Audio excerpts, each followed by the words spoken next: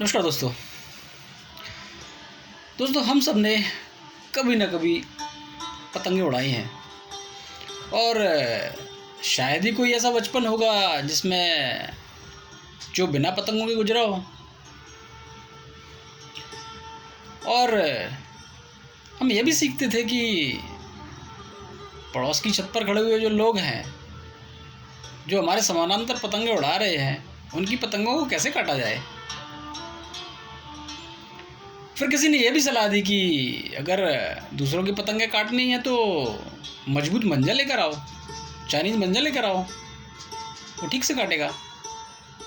तो फिर हम चाइनीज़ मंजा भी लेकर आ गए और फिर हम आज भी पतंगे उड़ा तो रहे हैं, लेकिन उसी चाइनीज़ मंजे के साथ, क्योंकि हमारा उद्देश्य सिर्फ पतंगे उड़ाना नहीं है, हमारा उद्देश्य पड़ोसी की पतंगें काटना भी है।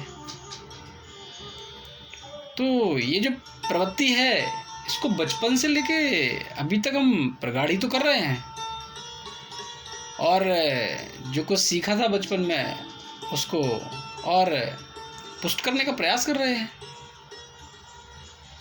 अब ये कितना तर्कसंगत है कि पतंग उड़ाने के साथ साथ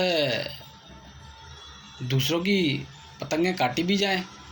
आसमान तो खुला हुआ है, आसमान विराट है, आकाश की अपनी असीमित सीमाएं हैं, लेकिन फिर भी क्यों हम दूसरों की पतंगें काटना चाहते हैं? क्यों हम अपना ध्यान अपनी पतंग पर केंद्रित नहीं करते हैं?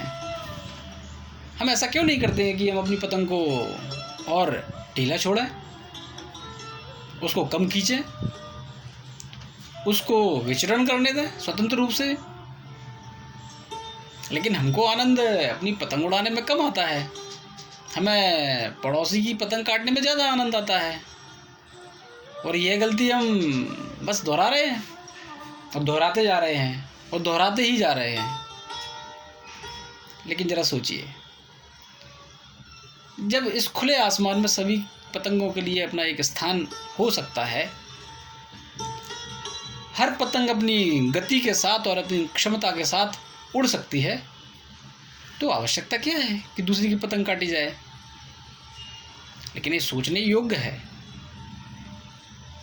और जब तक हम ये नहीं सोचेंगे, हम नए नए मंजे खरीदते रहेंगे, पतंगे उड़ाने के लिए नहीं, दूसरों की पतंगे काटने के लिए। तो जरा सोचिए कि आप अपनी पतंग उड़ाने का आनंद लेना चाहते हैं, उसमें अभिभूत होना चाहते हैं, या दूसरों का दमन, दूसरों की पतंगे काटकर आनंदित होना चाहते हैं?